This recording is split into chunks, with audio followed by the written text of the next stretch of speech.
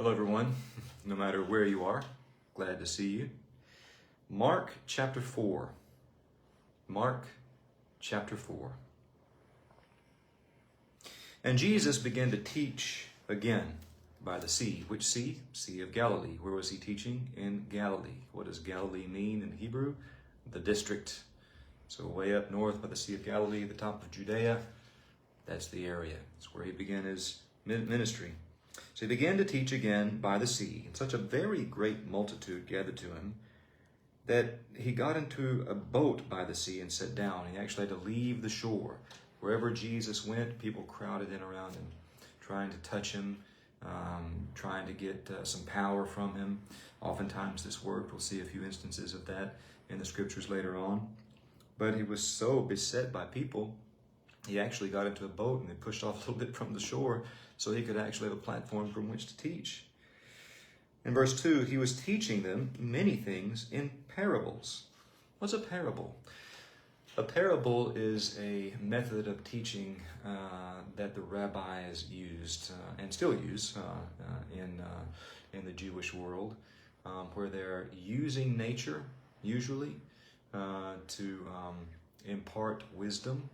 And so wisdom then is something that they want you to think through. They're not just going to plug you in and download things in you. They want you to think about things. So a parable is a method of teaching that the rabbis use that is kind of unclear. It's a little opaque. It's a mystery.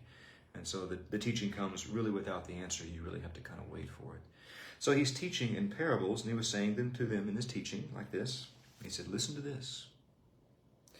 Behold, the sower went out to sow. And it came about that as he was sowing, well, some of the seed that he was sowing fell beside the road. And the birds came and ate it up. And other seed fell on the rocky ground where there was not a lot of soil. And immediately it sprang up because it had no depth of soil. And after the sun had risen, well, it was scorched. And because it had no root, it withered away. And other seed fell among the thorns, and the thorns came up and choked it, and so it yielded no crop. And other seeds fell into the good soil, and as they grew up and increased, well, they yielded a crop, and produced 30, 60, and even 100-fold. And he was saying, he who has ears to hear, let him hear. Now, what does that mean? So he's given a teaching, and the teaching is, you could apply this teaching to a lot of different things, couldn't you? You could apply it to an agricultural sense. You could apply it to an aviary sense, or about birds. You could apply it to any kind of business sense, about where to spend your money. But what does he really mean? It's opaque, it's abstract. His quotation here, he who has ears to hear, let him hear, means, think about that for a while, and let's see what your answer is. Or consider this. Some of you will get it, and some of you won't. Some of you will get it now, and some of you got to develop. If you got ears to hear, good for you. He who has ears to hear, let him hear. In verse 10, and as soon as he was alone, his followers, along with the 12, began asking him about the parables. So how many followers did Jesus have? A lot. Remember, they were crowding him in so much he had to get into a boat. Remember in the previous chapter, Mark chapter 3, he was at his home in Capernaum. They couldn't even eat a meal. There were so many people there crowding in around him. So his followers, along with the 12, it wasn't just his disciples. It was all of his followers being asking him about the parables. And he was saying to them, listen, to you has been given the mystery of the kingdom of God. But those who are outside get everything in parables. Why? Well, in order that while seeing, they may see and not perceive. While hearing, they may hear and not understand, lest they return and be forgiven. What's he saying here? Is he not wishing for some people to understand? No, that's not the issue. Remember, he's a rabbi, and he's teaching in parables, and the understanding comes later. For this group here, he says, to you has been given the mystery of the kingdom of God. What's a mystery? Well, we don't know. It's mysterious. That's why it's called a mystery. It's unknown. But it has to do with the revelation of the Word. What's revelation mean? Nothing apocalyptic. It's just the revealing. The revealing of the Word. What's the Word? Well, he's telling you the Word. He told you the Word in a parable. You have to think about it. You have to mature. So then he said to them in verse 13, do you not understand this parable? He's asking his followers and his disciples. And how will you understand all the parables, he says? Let me explain it to you, just so you get it. The sower sows the word. And these are the ones who are beside the road when the word is sown. And when they hear, immediately Satan comes and takes away the word which has been sown in them. That's the ones that are sown beside the road. Similarly, in verse 16, in a similar way, these are the ones on whom seed was sown in the rocky places, who when they hear the word immediately receive it with joy, and they have no firm root in themselves, but are only temporary. Remember, there's not a lot of soil among this. There's enough to sprout, but there's not enough to grow. Then, he said, when afflictions rise or persecution rises because of the word, immediately they fall away, they wither. Verse 18, and others are the ones on whom seed was sown among the thorns. And there may be good soil among the thorns, but if you sow seed among thorns that grow up faster than the actual seed, and they won't let the sunlight in, they choke things out. And that's what happened. These are the ones who heard the word, and the worries of the world, which we all get involved in, and the deceitfulness of riches, which a lot of us get involved in, and the desires for other things enter in, and they choke that word out, just like the weeds. And that, of course, nothing grows there, it won't become fruitful. And then in verse 20, he said, and those are the ones on whom seed was sown in the good soil. And those are the ones hear the word and accept it and bear fruit. How much? Well, it depends. 30, 60, 100-fold. Let me explain how this is working. Jesus is saying that the word brings light, enlightenment. Okay? To you has been given the mystery of the kingdom of God, but to those who are outside, get everything in parables, in order that while seeing they may see and not perceive. That's because there's no light. The light has been hidden, right? While hearing they may hear and not understand, lest they return and be forgiven. It's not that he doesn't want people to be forgiven. He's working on them sequentially and chronologically. Every one of us understands the parables a little bit differently, a little bit faster than the other, a little bit deeper than the other, and that's why we have to talk things through. Mysteries are revealed, how? In the light of the word. And he said, the sower sows what? The seed? Well, in the parable, yes. But he said in verse 14, the sower sows the word. And the word falls on these places where there's darkness. But when it falls in the good soil, it's in the light. It's not being choked out. Okay, so the word means enlightenment. And he goes on. So I've explained that to you now. And it was very enlightening to me to understand that. I hope it is to you too. So in verse 21, he goes on, and he was saying to them, a lamp is not brought to be put under a peck measure, is it? You don't cover it with a peck measure basket. Why even have it? If you're going to light it, it's got to be clear, be visible. You don't put it under the bed, do you? Is it not brought to be put on the lampstand? If a lamp is put on a lampstand, what does it give? Light. That's why you light a lamp. Nothing is hidden except to be revealed. How is it revealed? With light. Nor has anything been secret, but that it should come to light. Now, we often think about this as secret sin. Well, there is an application for that. We should not be, everyone does. You don't think this is not an indictment on anyone. All of us have secret sin. Okay, and those things will be revealed. Yes, let's not be scary about it. Everything's going to be revealed. But the whole thing is also that this also means that information, mysteries, will be revealed. Nothing is hidden except to be revealed, he says. I think he's teaching this instead of trying to tell us don't sin. We already know that. What he's telling us is you are going to be able to understand these things. Nothing is hidden except to be revealed. When? At the right time. If you place the lamp on the lampstand, it's going to be revealed. Nor has anything been secret, but that it should come to light. The reason mysteries are mysteries is so that at the right time they can be revealed to you. The reason God doesn't tell you everything is that he's developing you sequentially and chronologically so that at the right time the mystery can be revealed to you. And then he says this again in verse 23, if any man has ears to hear, let him hear. Jesus is saying, I want you all to hear. It has to be on the correct curriculum timeline. All right. Verse 24, and he was saying to them, okay, now, I've told you what I told you. He says, take care of what you listen to. Don't be led astray. By your standard of measure, it shall be measured to you, and more shall be given to you besides. God is going to give you what you're ready for when you're ready for it. By your standard of measure, it shall be given to you. And and more shall be given to you besides.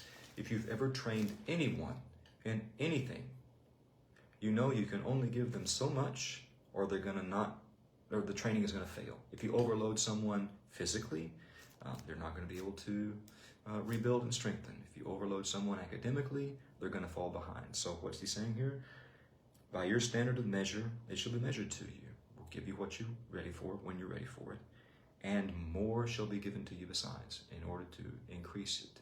So God is a developer of persons. He's going to give you what you're ready for when you're ready for it, and he's going to give you just a little bit more. Why? Because that's how you grow. That's how you grow. For whoever has, verse 25, to him more shall be given. That's a good thing. And whoever does not have, even what he has shall be taken away from him. Get in the cycle. Get in the program. Gain. If you stop gaining, things will be taken away from you. Keep on moving forward. Verse 26. And he was saying, the kingdom of God is like a man who casts seed upon the soil. He goes to bed at night, he gets up by day, and the seed sprouts up and grows. How? Well, he himself does not know. The soil produces crops by itself, he says. First the blade, and then the head, and then the mature grain in the head. But when the crop permits, he immediately puts in the sickle, because the harvest has come. So the man sows the seed, and he allows nature to take care of growing the plant. Nature grows the plant. It says, actually in verse 28, it's the soil that produces the crops by itself. And it does it in a certain way, chronologically and sequentially. The thing comes up, and then at a certain point, man intervenes. He comes in with the sickle to do the harvesting. And he said, how shall we picture the kingdom of God? Or by what parable shall we present it? Here's one. He says, it's like a mustard seed, which when sown upon the soil, though it's smaller than all the seeds that are up on the soil, yet when it's sown, well, it grows up pretty big. It becomes larger than all the plant gardens, and it forms large branches, so that the birds of the air can nest under its shade. What's he saying here? Oh, the mustard seed is not the smallest of all seeds. There's some very small seeds, but it may be the smallest seed you're sowing in the garden. It just happens to grow up into the biggest plant. And it gets so big that birds can nest in it. And that's like the Word. The Word may not seem like it. You're just sowing seeds. You may not think you're sowing the seed of the Word, but you are. And the person in whom it implants itself may grow into such a strong person, follower of Christ, Christian, that they can help other people along. Verse 33. And with many such parables he was speaking the word to them. How? As they were able to hear it.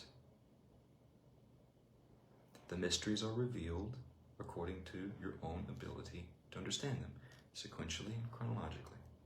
And he did not speak to them without a parable. But he was explaining everything privately to his own disciples. Why? Well, because they're his disciples. And they need to go teach and they need to understand what they're teaching. All right, verse 35. And on that day, when evening had come, he said to them, let's go over to the other side. What other side? The other side of what? Well, when he says that, he's talking about the Sea of Galilee. Let's go to the other side. It's just a big lake. It's not an ocean. And leaving the multitude, they took him along with them, just as he was in the boat. And other boats were with him. So a little flotilla of Christ followers is going out across the Sea of Galilee. And there arose a fierce gale of wind, and the waves were breaking over the boat so much that the boat was already filling up.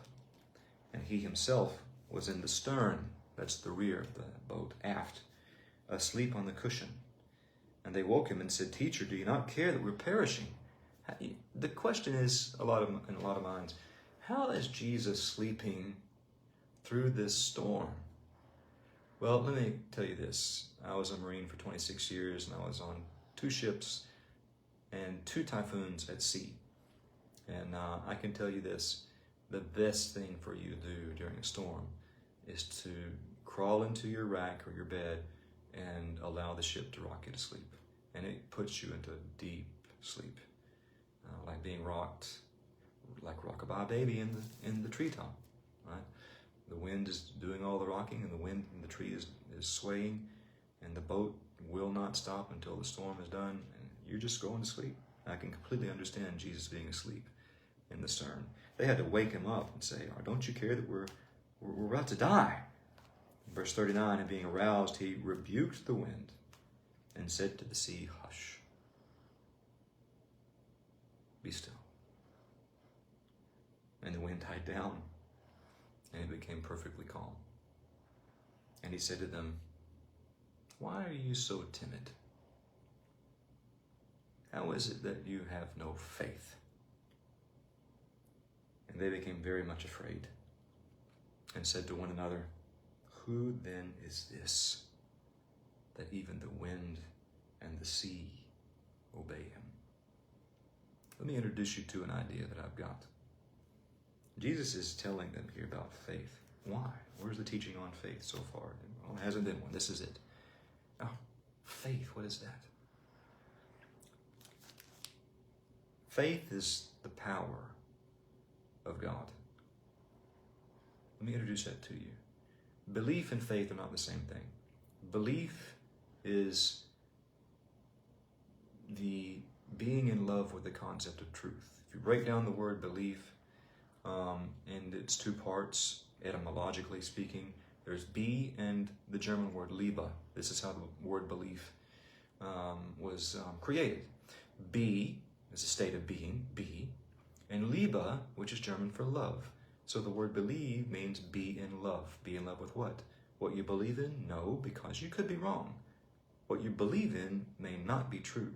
It could be false. You don't want to be in love with what's false. But if you are in love with the concept of truth, then your belief is strong. What is truth?